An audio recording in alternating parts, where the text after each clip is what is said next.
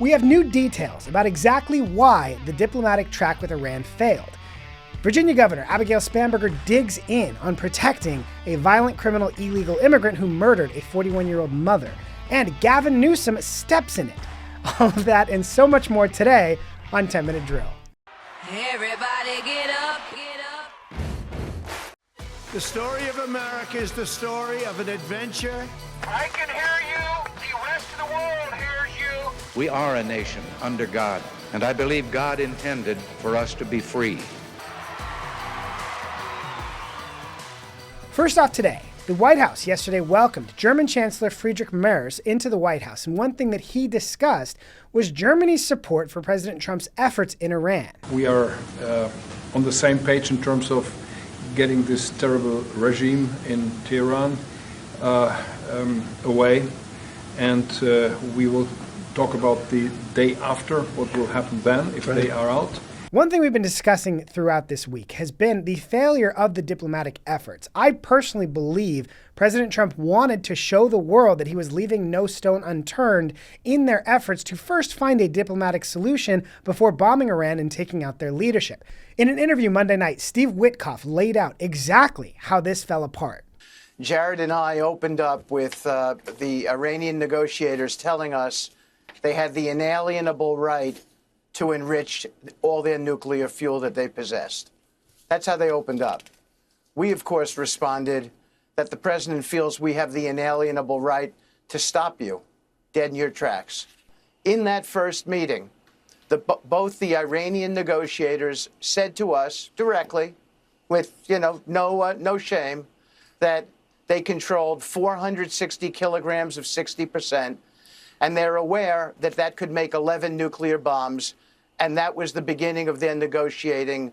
So what Witkoff is saying there is that the Iranian negotiators came into this with the premise of, we have the inalienable right to enrich uranium and build nuclear bombs. We have the material to produce 11 of them. And they said, we've evaded all sorts of different checks and protocols that would have prevented us from doing this. So for anyone who's still saying the Obama-Iran deal could have prevented all of this, blah, blah, blah, we know that they've been working around that. And they told our negotiators at the outset of negotiations, this is a moot conversation because we have the right to do this and we already have the material for it. So that is part of what sets up exactly why that diplomatic solution fell apart, which is another reason that many countries in the region have rallied to the United States side against this, because they know that not only was Iran capable of striking so many of them with their current missile supply, but they were also in the process of developing much more dangerous nuclear weapons.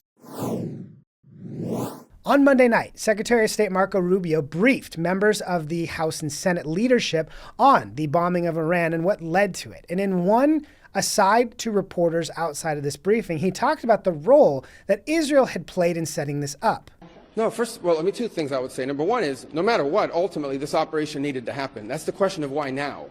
But this operation needed to happen because Iran in about a year or a year and a half would cross the line of immunity, meaning they would have so many short-range missiles, so many drones, that no one could do anything about it because they could hold the whole world hostage. Look at the damage they're doing now.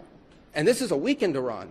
Imagine a year from now. So that had to happen. Obviously, we were aware of Israeli intentions and understood what that would mean for us, and we had to be prepared to act as a result of it. But this had to happen no matter what. Now, one thing that happened after this mini gaggle outside of that briefing was people took a small snippet of Rubio's comments about Israel's role out of context to suggest that Israel had said they were going to bomb Iran no matter what, and that is what led America to engage, that essentially Israel had forced the United States' hand. And that narrative spread everywhere because Democrats have already tried to argue that Israel is controlling our foreign policy. Well, first, one more time, here's Rubio's answer to that issue. No matter what, ultimately this operation needed to happen. That's the question of why now. So what Rubio's clarifying there is Israel's role in this was more about the urgency. We don't have the right to tell Israel they can't defend themselves. And actually, Prime Minister Benjamin Netanyahu himself clarified this point as well. Donald Trump is the strongest leader in the world. He does what he thinks is right for America. He does also what he thinks is right for future generations. In the White House, wanting to make very clear that this narrative that was taken out of context by a lot of foreign policy reporters who should know better, also wanted to clarify this point. Based on the way the negotiation was going, I think they were going to attack first. And I didn't want that to happen. So if anything, I might have forced Israel's hand.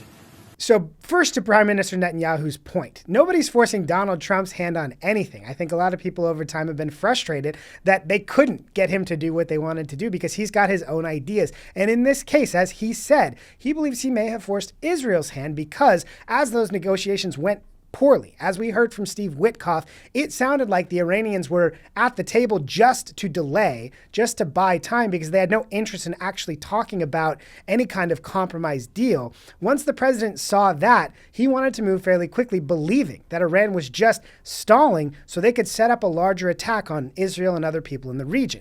And what we've seen since Iran was first attacked, which is flailing attacks all over the region, everyone was right to be concerned. On Monday night, the United States Supreme Court put a hold on California's effort to have their public schools participate in secretly transing kids without informing parents. This from Carrie Severino. The Supreme Court just put on hold California's law requiring public schools to secretly transition children without their parents' knowledge. The liberal Ninth Circuit disregarded the court's ruling in Mahmoud, the case from Maryland. Today, the justices reaffirmed the principles of its landmark ruling and said California's law substantially interferes with the right of parents to guide the religious development of their children. So again, this goes back to a case where Gavin Newsom and his administration have been wanting to empower public schools to keep secrets from parents about their children's gender identities in schools. This has been challenged numerous times, but it comes back to the idea that liberals believe that schools are in a better position to help guide the upbringing of children than their own parents if those parents don't share the same ideology about transgender politics that school does. And there's already been instances of California removing children from their parents' custody if they didn't agree to things like dangerous permanent sex change surgeries and things like that. So this issue is not going away, but I do think it puts Gavin Newsom in an interesting spot because in his own podcast tour of trying to be a normal, cool guy, he's taken both sides of this issue. When he met with Charlie Kirk, he talked about how strange some of the transgender politics were. When he spoke to Ben Shapiro, he took a lot of heat for trying to argue that men could be girls and girls could be boys. So this is one we will continue to monitor in the context of the larger political dynamics in the country. On a topic that I always enjoy covering, the Democrat Civil War, Axios has a really, really great look at how this is playing out. Democrats' midterm civil war is costing the party a fortune. One thing we've been talking about on 10-Minute Drill is the fact that the far left is on the rise in the Democrat Party. Leaders like Zoran Mamdani have disciples that are popping up in Democrat primary elections across the country.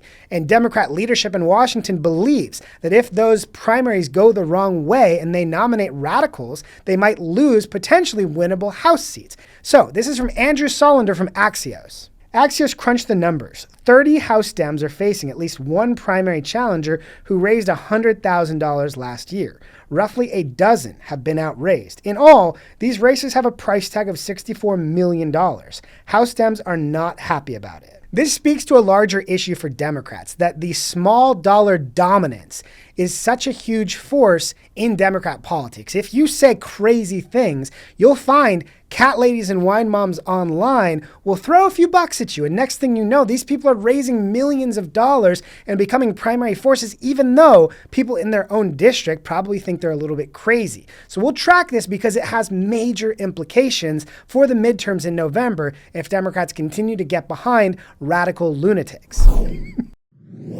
In yesterday's episode, we talked about this terrible story from Virginia in which a 41-year-old mother was murdered by an illegal immigrant who had previously been arrested 30 times. Media has been pressing the Spanberger administration on how this was allowed to happen. Reporter Nick Minnock posted this. Right now, the U.S. Department of Homeland Security is calling on Virginia Governor Abigail Spanberger to notify ICE before Fairfax County officials release a man who's accused of murdering a woman at a Fairfax County bus stop. Quote, DHS should request a signed judicial warrant to ensure this violent criminal is deported. I'll read that again. DHS should request a signed judicial warrant to ensure this violent criminal is deported. Now, Bill Malugin at Fox added some helpful color on what this actually means in practice. Governor Spanberger's office tells Nick Minnock she won't honor an ICE detainer for an illegal alien with 30-plus prior arrests, including rape, who's accused of murdering a woman at a bus stop. She wants ICE to get a judicial warrant, which isn't possible unless there is a suspicion of a federal crime. Murder, rape, etc. are largely state crimes. It's remarkable how few politicians understand how this works. A federal judicial warrant can only be signed off by a federal judge if there is a probable cause that a federal crime has been committed. Now, Bill believes that Abigail Spanberger and her administration just don't understand how this works, that they're throwing up hoops that are impossible to overcome to try and deport people. I think Bill is being very charitable here. I think Abigail Spanberger knows exactly what she's doing. Her first action in office was to make it more difficult for ICE to deport anyone. So it makes sense that she'd be throwing up hurdles to try and make it harder to deport somebody, even if they've been convicted of 30 crimes, including rape, and now are guilty of murdering a woman. Abigail Spanberger's priority is helping that violent criminal illegal immigrant instead of deporting and getting these people off of the streets to keep her own constituents safe. For our You Can't Make It Up segment today, we have a funny nugget from California Governor Gavin Newsom. First, it's been very interesting to see a number of Democrats in the wake of the initial bombing of Iran say this might drive up energy prices. It's interesting because any of us who have followed Democrats over the last several years have done everything in their power to drive up energy prices. And now it feels like they might believe they can use this as a scapegoat for their own policies that made energy more expensive. I give you Gavin Newsom. Energy prices are up across the globe. Oil prices are up. Gas prices are going up. Every $10 increase in a barrel is roughly 24 cents per gallon that you'll be paying more because of Trump's war. Now imagine the gall of this guy who has done everything in his power to make energy more expensive. California has to import gas through the Bahamas because they have killed their own ability to refine. They have chased 2 refineries out of the state. Well before we did anything with Iran, California was projected to have $8.50 gas this summer. Intentionally. That was not an accident. That is because of policies that Gavin Newsom himself and their insane crackpot legislature passed. So when Gavin Newsom talks about energy prices, we're all trying to find the guy who did this. We find ourselves using that for Gavin Newsom quite a bit. That is all the time we have for today. Thank you for joining us on 10 Minute Drill. Please like, subscribe, tell your friends, leave us a review, and have a great day.